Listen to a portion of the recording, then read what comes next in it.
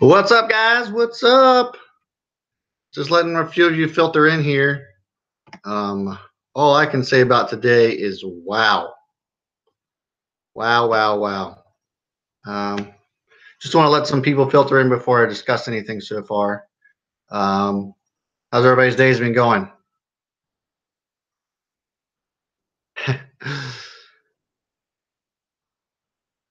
Bassmaster. Glad you could make it, man. Finally caught a live one. Welcome, Seth. Awesome. Jordan says, great day. Awesome. Great. Awesome. Just letting everybody else filter in. Let's see how many we got online right now. We got 25 or so. We can go ahead and get started, I guess. All right, guys. You got, so hold on. So somebody said they got to quit. Brendan, you said you got to quit your job? Definitely want to hear about that at the end of the video here. So usually at the end of my videos, we'll always have like a Q&A or whatever. So definitely want to hear about that. So keep that for later. All right. All right, cool, guys. So just as the title says, this could potentially be my biggest trade ever. And what are we talking about? We're talking about MSPC. If you've been following my channel, you know that we've been talking about this for about a week or two.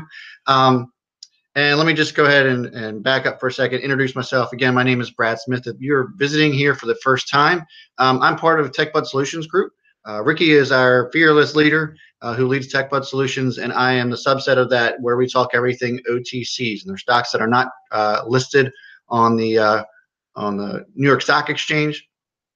And these stocks have a ton of volatility. Basically, they're really tiny microcap stocks, trading usually well under a penny. And we were able to get into one earlier a couple weeks ago, and it has really taken off. And that is what I'm here to share with you today. By no means am I telling you to invest in something like this, or that you have to invest in this particular symbol. What I'm doing is basically just kind of showing you how I find success in trading these extremely volatile stocks. And if it's something that you are interested in learning more about, we have a Facebook group. It's Techbuds-Solutions. I put a link in the description. We also have a Discord chat group that we talk every day on to discuss what's going on in the market for the day. You can also click on that link and create an account for Discord as well. All right, glad we got all that out of the way. So let's go ahead and get started. So MSPC, they have just been on fire. So let's go ahead and start back from the beginning. So it was late February. I actually was in Arizona when I took a position on this with Ricky, if you guys might recall, who's been in this for a while. We got into this at 0.00001 cents and 0.00002 cents per share. I got in at 0.002 cents per share. When it was first called out, there was an 8K released. And let me go ahead and share my screen here with you guys, and I'll show you the 8K that came out. And so here's the 8K here that came out that basically was talking about the acquisition that they had with Etelix. And what if you're not familiar with what an 8K is, it's a filing that they have to file with the SEC whenever there's any kind of major change going on with the company. And you can see here that this kind of just goes over a lot more of that. It's really in depth. But the long and short of it is that they acquired a company. It's called Etelix, and they are own 51% of the company. And Etelix is in a few things. They were in primarily this 5G telecommunications sector that involves submarine underwater cables and stuff like that. And so this is a huge revenue generator, believe it or not. I know it sounds boring and dry, but it really is. And so they also, in this 8K, announced that they're looking to get current. Because right now, as I was discussing with you guys yesterday, they still have a stop sign on OTCmarkets.com. Let me go ahead and pull that up for you if you're new to this, if you're just seeing this for the first time. OTC Markets is a resource that we use for OTC traders to find out pertinent information on any particular stock, especially if it is current. And what I mean by saying that they're not current right now, oh, not OTCs. If you go here, you look in the search bar and you see how it says there's a stop sign on it. You can even click on their profile and see how there's, they don't have a whole lot of information because they're not yet current. And so what this AK was basically indicating was that that's what they're looking to do. They're looking to get current with their filings, and they're in the process of doing that. They've also shared some share structure news here today, actually. Not only today, but they also cut 1.5 billion or so shares from their share structure. And let me go ahead and show you. There's another resource that we use, and it might seem kind of whatever, but MetroSpaces is MSPC, and they share a lot of their information on Twitter. There's a lot of OTC stocks that do this. You do have to be careful because sometimes Twitter accounts for companies can be misleading, but this one's been up here for a long time. It's in good standing. There's no foul play here to speak of when it comes to MetroSpace's Twitter account. They have 110,000 followers, so you can imagine that they have quite a following here, and so they've been releasing a lot of I guess teasers, if you will, when it comes to news that's going to be coming out. And this is the big kicker for today. So we've been into this, at 0.002 per share. This is actually one of my stocks to watch for in the month of March yesterday that we were talking about. And lo and behold, this tweet comes out from them today that there's going to be a shareholder update on Thursday. And so there's a lot of hashtags here for blockchain, medical cannabis. And it looks like they're getting into a lot of other different things and other than just telecommunications. So the other thing to consider is that they've been creating a lot of revenue, and I mean a lot of revenue, and year over year they've been increasing almost 100% in revenue. And there's just a lot of good things going on with this. They're getting rid of their financing that they have. Their 310A, which is kind of a predatory lending issue that they're dealing with. And so this is the basis. This is how I see value in a company. When you see something that comes out, and actually, this 8K that was shared within our chat group, one of our members shared this 8K when it first came out in late February. A lot of us got into it based off of the due diligence that we did on our own. And we saw value in it. And so actually what I ended up doing, I got in at 0.002 per share. Let me just bring it back here.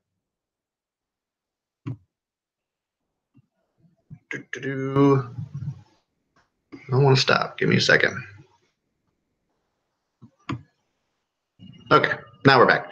So what I did was I got in, and this is how I minimize risk as well. I get in, what we call like a starter position. So I only got $500 worth of this stock because I, at the time, didn't know enough about it to really gauge how much I wanted to risk, because it's all about risk tolerance, right? That's why, you take larger positions or smaller positions based on the level of risk you're willing to take.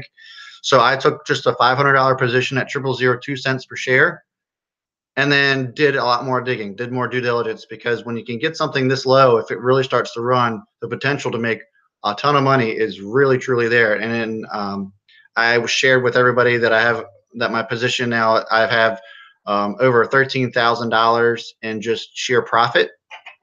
So once I saw that this due diligence was really legit, and that I had confidence in where this company was going, I decided to take a larger position at 0.005, I believe, is when I started to add to it. And so now I'm up to 9 million shares. And today it closed at 0.018,185. I went up to 19 as was the high today. And with this pending share structure news, I have reason to believe that this thing is far from over. I think we have a lot more catalysts to go when it comes to MSPC. And for me, I'm going to continue to hold my position. Again, this isn't something that I recommend that you guys do. I'm just showing you how I find success and how I look for due diligence and how I, again, find success. And so just because I'm choosing to stay in it doesn't necessarily mean that you should. We've already had examples within this channel, right, where I decided to get out of a stock, and then it ended up running thousands of percent. So, and that I missed out on, but a lot of you decided to stay in because you did a due diligence and you had the risk tolerance that was there, and most of all the patience, whereas my patience ran thin. So I just want to reiterate that this isn't something that I'm doing that says, oh, jump into the stock, buy here, sell here. No, this is just a way to show you that there's alternative ways to trading.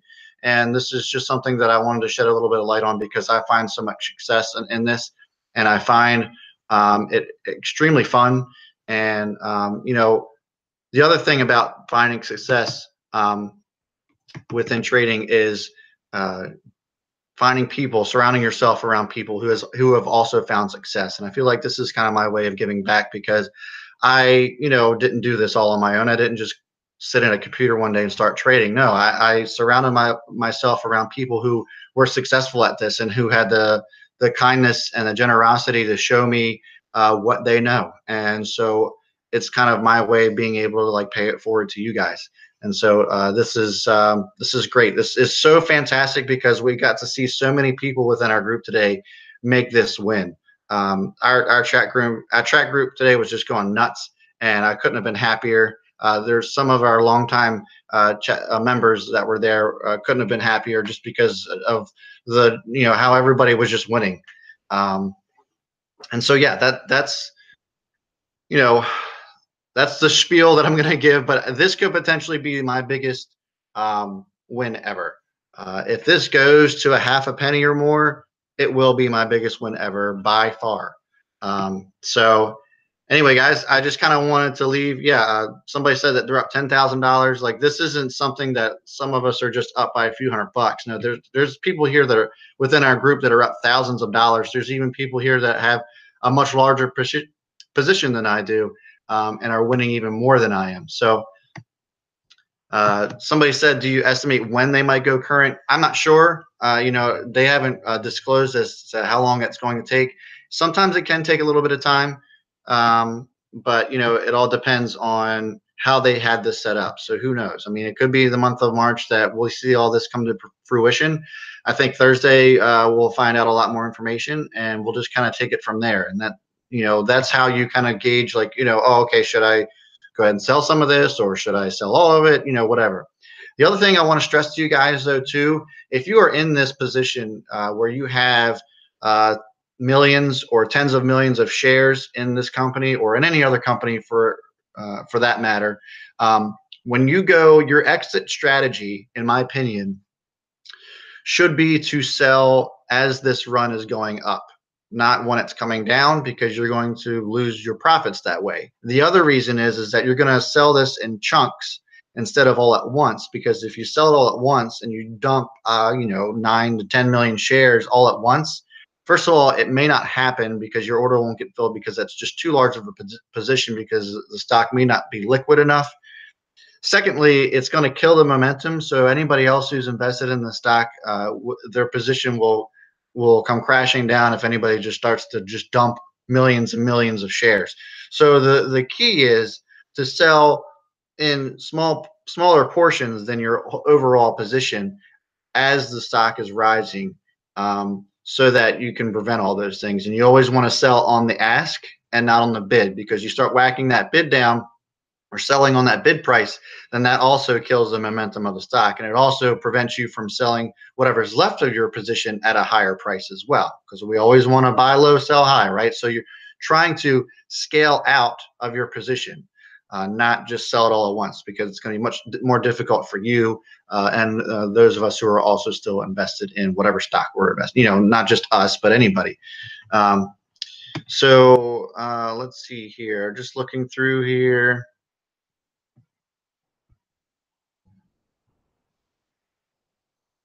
Just kind of want to see some other questions. And I want to see if I can't remember his name. I'm terrible with names. So whoever you are, if you're still watching, somebody said that they left their job or they were able to quit their job because of trading. And I really want to talk to somebody about that.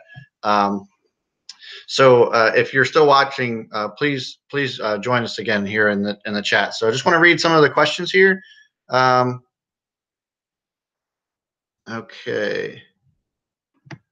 It's great to see some of our members in here that are answering questions for some of the beginners here, people who are just showing up. That's awesome too. It's good to see people are learning. Somebody said I got too nervous and sold early, broke even. Hey, that happens, and that's the other thing too. I don't want you to worry about that because you're going to. There's always going to be another one. Don't be afraid of missing out on this one, and don't jump into it because you're afraid of missing out on some huge gain. There's always volatility in the OTCs, and there's always going to be that next one. So I wouldn't worry too much about missing out. If you have missed out, you kind of just have to push it aside and say, you know what, I'll do the due diligence on the next one, and I'll win next time. And that's how I view it. There's plenty that I missed out on, and you don't have to get every one. Somebody said they're up $1,500. That's great. Can we buy it now? I mean, you can certainly buy it now. Like I said, I think that there's still potential for this to run. People are saying, "What's up with the pink shirt?" Yeah, I know. Hey, I gotta I had a little style sometimes to my wardrobe, but I haven't changed since coming home from work, so I was sporting a pink shirt today. Hey, it's not just pink. It's pretty pink. It's pretty hot pink. But would you suggest selling my position right now or hold to the market, compounding my gains by the dip, or just leave it? So that's up to you and your risk tolerance, right? So it all comes down to what you're willing to risk. If you're comfortable with where you're at, then stay where you're at. If you want to add to any kind of dip, you certainly can do that. And that's what I did. I added to my position once I saw more value within the stock. And it certainly paid off for me. Somebody said sold at 0013, bought back in at 0009. Yeah, I mean that's definitely that was a solid win for you.